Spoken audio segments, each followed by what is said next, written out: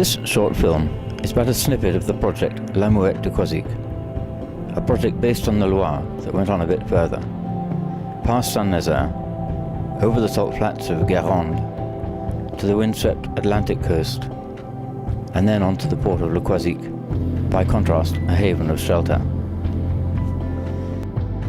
As both today bathe with glorious abandon in summer's grace, two worlds mingle, nature's and man's, two sides of life merging in time. It was only one hour ago. It was all so This picturesque port had been a spur-of-the-moment decision, but through one extraordinary gull, it became a spur for so much more. nothing yet has really sunk in. Looks like it always did.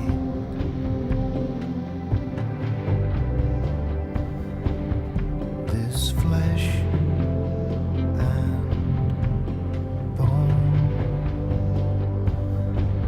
is just the way that In thanking La Mouette and and Le Croisic, we end this beginning to go many miles back upstream to where, in theory at least, life springs eternal.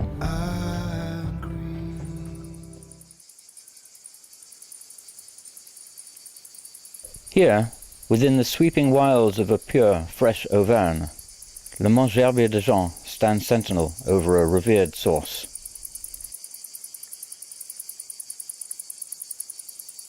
Rugged and mighty, this Rock of Ages offers spectacular views from its summit. A bonus of sorts for all those who had come so far to see this fabled birth.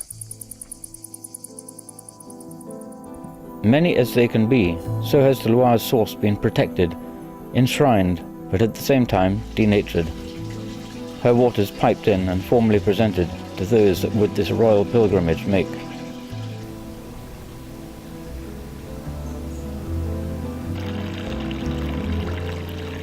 Her first duty done, our protégée is soon into the wild, where company and support quickly come her way. Together under her banner, it isn't long before she finds scale, force, and a power that attracts a different sort of attention. This time it is not man of pilgrimage, but man seeking energy, by damming her waters and abducting her siblings, sending them south to the Frontolière and the Rhône, spewing a depleted rest back into the gorge.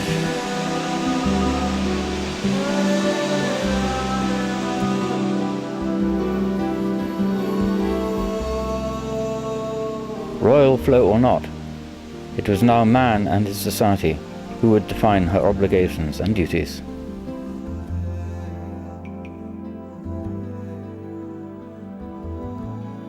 So now do we watch these waters closely, as they begin, fresh and innocent, soon to betray the influence that man and his society has upon them.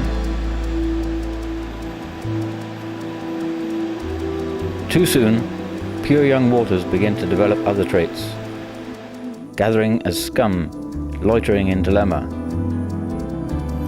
stones cloaked in distastefully muddy slime, rivers like foam design wallpaper, while nature stands still at the center of a world she can now hardly know.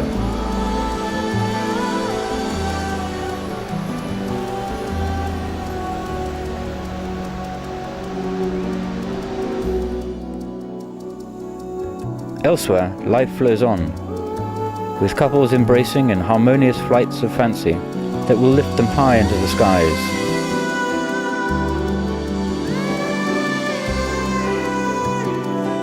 Secure on the wings of a prayer, the rights of man are protected. For those not in the club, protection, even consideration, is scant, as they live and swim in waters that no gill should ever have to meet.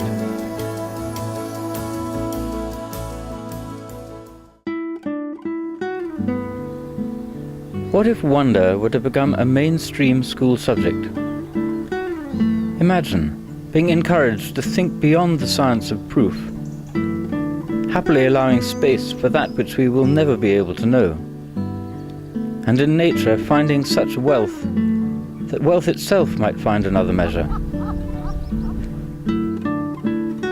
All of this from just one word, and then another, smaller.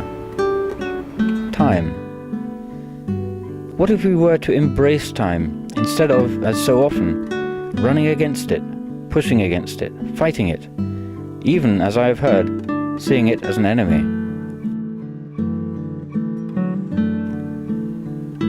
Where is the logic in refusing and abusing the one essence more valuable than all money, and in the process, those with whom we share this world?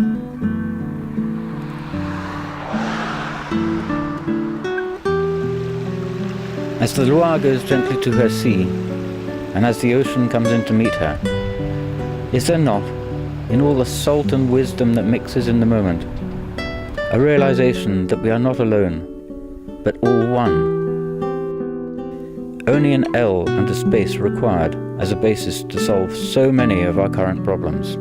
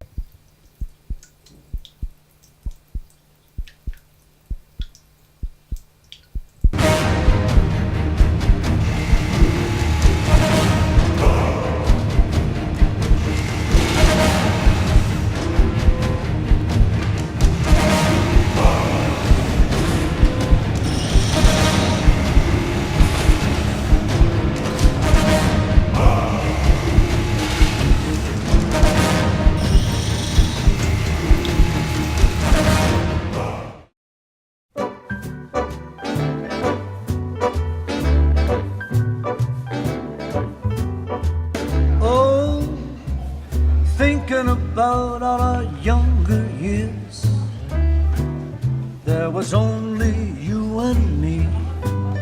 We were young and wild and free. Now nothing can take you away from me.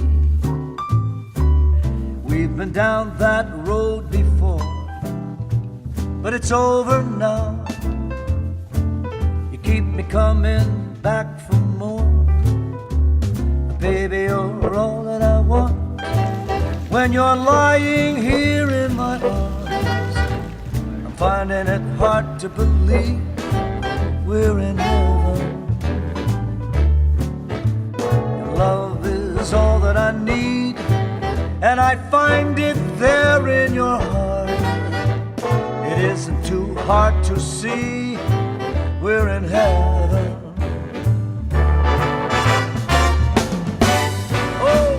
In your life, you find someone.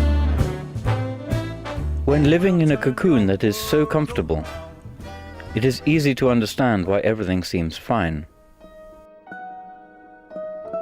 But here, back at the source, things are clearer. Here there is no cocoon, and the fragility of it all is apparent.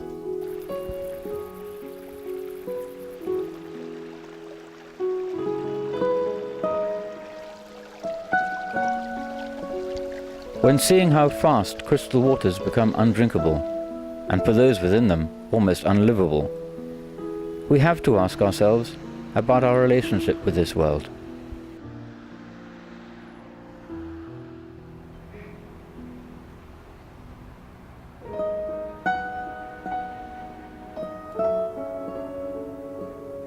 As society forges on and towns run wet with colour, the rivers run hardly at all.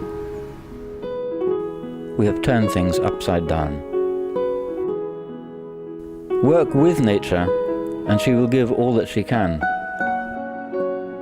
But take her beyond her limits, and she may simply have to run, leaving us upon the weave of an empty and tattered web of life.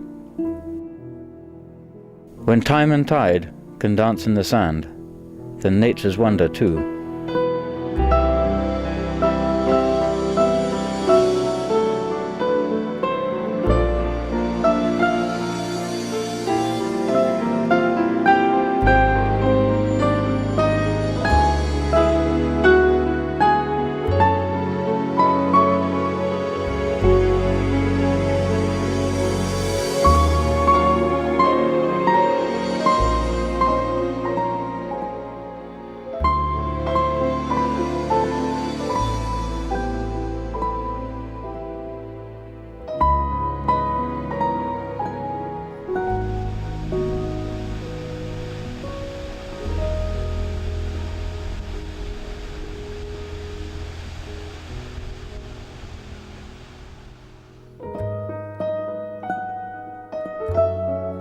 The future may not be as black as the screen before you now, but as we look to improve our ecological behavior, we must ask ourselves, what is our motivation for doing so? If it is principally for the survival of humanity, then we are not seizing the moment as we should.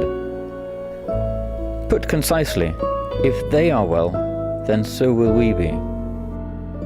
We are but a part of it all, with a duty and a responsibility towards nature. As the title of this piece by Pat Metheny, we are in her family. To refuse nature is to refuse ourselves, for already, mother to us all, is she deep within us, just waiting, patiently, to be heard, even loved.